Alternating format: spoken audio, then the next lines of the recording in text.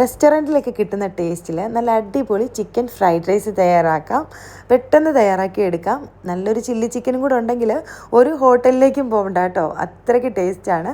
ആദ്യം നമുക്ക് നമ്മുടെ കയ്യിലുള്ള വെജിറ്റബിൾസൊക്കെ ചെറുതായിട്ട് കട്ട് ചെയ്തെടുക്കാം. ഇനിയിപ്പോൾ ചിക്കൻ ചെറിയ പീസുകളായിട്ട് ഒന്ന് മസാലയൊക്കെ തേച്ചിട്ട് ഓയിലിൽ ഫ്രൈ ചെയ്ത് മാറ്റി വയ്ക്കാവേ. ഇനി പാൻ വെച്ച് ഓയിൽ ഒഴിച്ച് കൊടുത്ത് കുറച്ച് വെളുത്തുള്ളി ചെറുതായിട്ട് അരിഞ്ഞിട്ട് കൊടുക്കാം. അതിലേക്ക് ബീൻസ്, ക്യാരറ്റ്, സവോള, ക്യാപ്സിക്കം, ക്യാബേജ് ഇത്രയാണ് ഞാൻ എടുത്തിട്ടുള്ളത്. അതെല്ലാം ചെറുതായിട്ട് കട്ട് ചെയ്തിട്ട് കൊടുത്ത് ഒന്ന് സോട്ട് ചെയ്തെടുക്കാം. നടുക്കായിട്ട് 4 മുട്ടയൊന്ന് പൊട്ടിച്ചൊഴിച്ച് കൊടുക്കാം കേട്ടോ. ഈ 1 കിലോ റൈസിനാണ് ഇത്രയും ഇടുന്നത്. ഇനി മുട്ടയൊന്ന് വെന്ത് വരുമ്പോൾ അതിലേക്ക് കുരുമുളക് പൊടിയും സോയാ സോസും കുറച്ച് ടൊമാറ്റോ സോസും ഇത്ര ഇട്ട് കൊടുത്ത് നന്നായിട്ട് മിക്സ് ചെയ്ത് വേവിച്ച് ചൂടാറി ഫ്രിഡ്ജിൽ സൂക്ഷിച്ചിരുന്ന ബസ്മതി റൈസാണ് ഇട്ട് കൊടുക്കുന്നത്.